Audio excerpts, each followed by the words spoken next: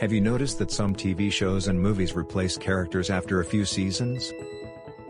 Yes, I have. It's a common practice in the entertainment industry. I wonder why they do that. Do the audiences not like the characters? Sometimes, but there are other reasons too. For example, the actor might want to leave the show or the storyline might need a change. That makes sense. But doesn't it affect the audience's connection to the show?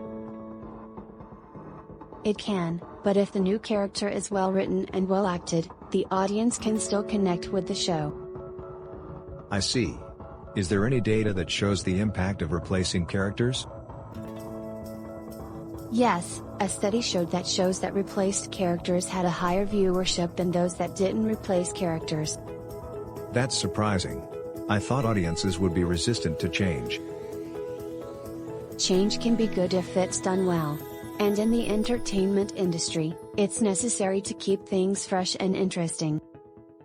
I agree. It's important to keep the audience engaged and excited about the show.